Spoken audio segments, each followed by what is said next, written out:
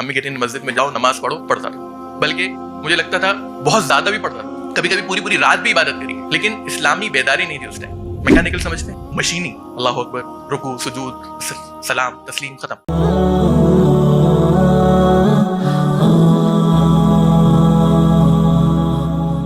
کیا ہماری نمازیں بھی ویسا ہی ہمارے اوپر اثر کرتی ہیں؟ یہ سوال ہے ہمارے پاس۔ جو اثر نبی کریم صلی اللہ علیہ وسلم کے اوپر ہوتا تھا نماز کا، کیا وہ اثر ہماری نمازیں بھی ہماری زندگی میں لے کر آتی ہیں؟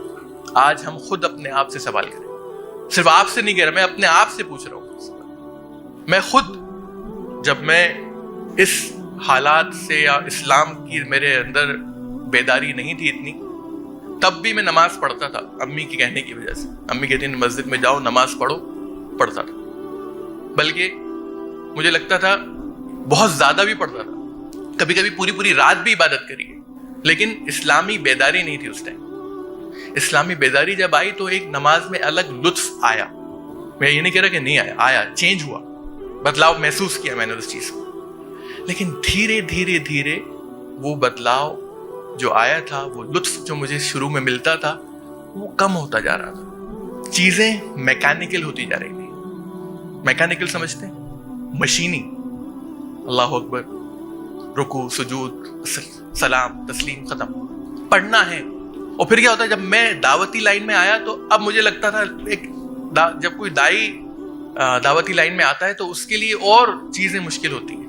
مجھے کیا لگنے لگا اب تو میں پورے ٹائم تو دین کا کام کر رہا ہوں، ٹھیک ہے، نماز کوئی اتنی، تو پہلے تو میں جب امی کے کہنے سے پڑھتا تھا تو سنتیں اور نفلیں سب پڑھتا تھا، لیکن جب دعوتی لائن میں آیا اور ایک وقت گزر گیا تو پتہ چلا دھیرے وہ سنتیں کم ہو گئی۔ میں پورا ٹائم تو دین کو دے رہا ہوں، 24 آورس تو یہی کر رہا ہوں میں، سنتیں کیا پڑھنا، سنتیں دھیرے چھوٹنا شروع ہو گئی۔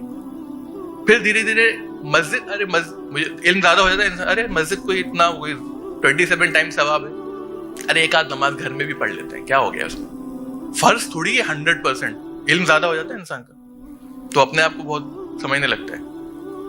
تو یہ چیز جو ہے ہر انسان اپنی زندگی میں اس مرحلے سے مجھے لگتا ہے کہ گزرتا ہے، جہاں اسے لگتا ہے کہ یہ نماز جو ہے میری میکینیکل ہوتی جا رہی ہے، مشینی ہوتی جا رہی ہے۔ تو کیا چیز ہے جو ہماری پریئرز میں مسنگ ہے؟